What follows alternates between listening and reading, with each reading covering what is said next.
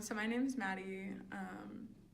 When I was growing up, I lived in Maryland in like a really small town, and I went to a private Catholic school, and I had lots of friends.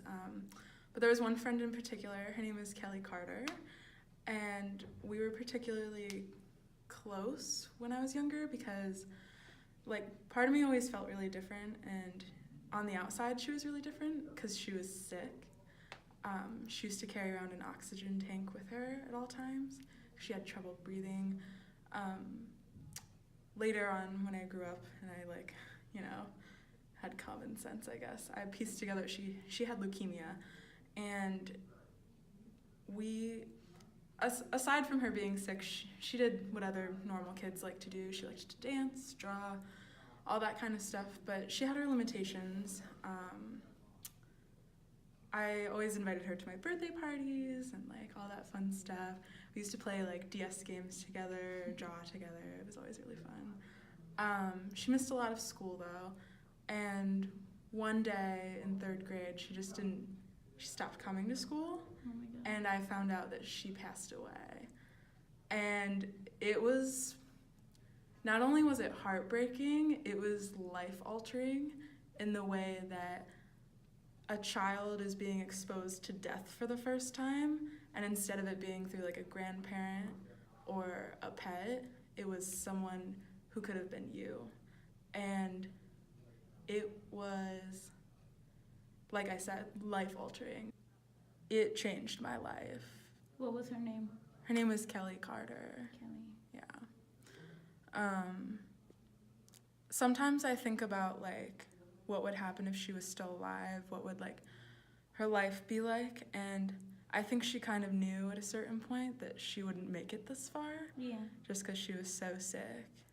I think the saddest thing is after she had a bone marrow transplant, and it was successful, but she passed away from a heart attack in her sleep. Oh my God. So that was just shitty.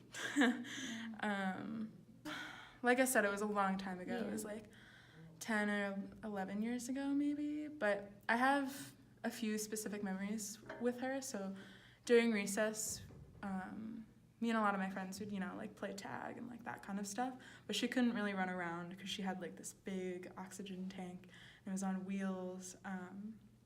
So I would go over to her at recess and there was these balance beams. Mm-hmm. So we would play on the balance beams and that kind of stuff. I would roll her tank along.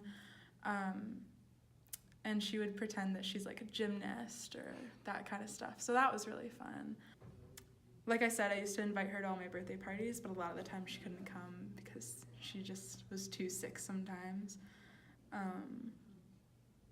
And then there was this one time though, she did come over to my house. So my school did something called class projects. So you would build something together as a class and then they would auction it off at the school auction.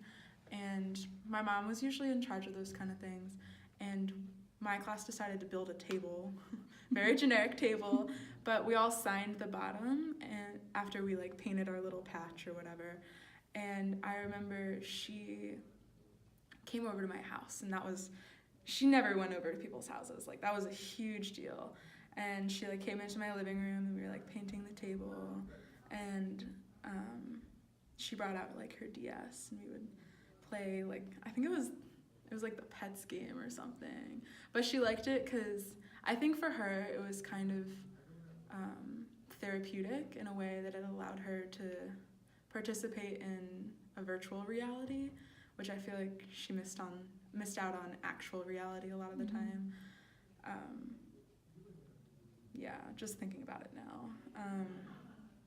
The year after she passed away, we made another class project, and it was a giant wardrobe based off of Narnia, Lion, the Witch and the Wardrobe. But right in the inside the wardrobe there was this desk, and you would pull out the drawer where all your papers were, and there was just she liked to draw, and we her favorite book was The Lion, the Witch and the Wardrobe, and we drew a map of the thing, and then it said dedicated to Kelly Lynn Carter. Yeah, it was nice to make something as a class to kind of commemorate her. I'm pretty sure her mom ended up buying the wardrobe, but I don't know where it is now. Not sure. Yeah. How old were you when you met her? Or like what When I age? met her, I was like 6 years old, 7 years old.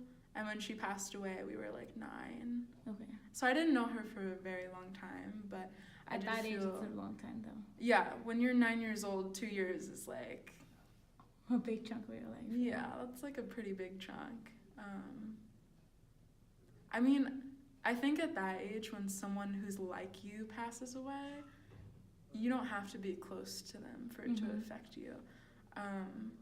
Something I will always remember about her is she used to do like this motorcycle fundraiser for leukemia, and they used to like put her on the back of a motorcycle, and I just kind of remember just like the funny image of like this tiny, she was really small by the way, because she was sick her whole life, so she didn't develop quite correctly, but she like, you put her on the back of a motorcycle with like this big burly like motorcycle man with a bandana and tattoos, and she's just like this tiny little girl like holding on for dear life. Like, it was funny.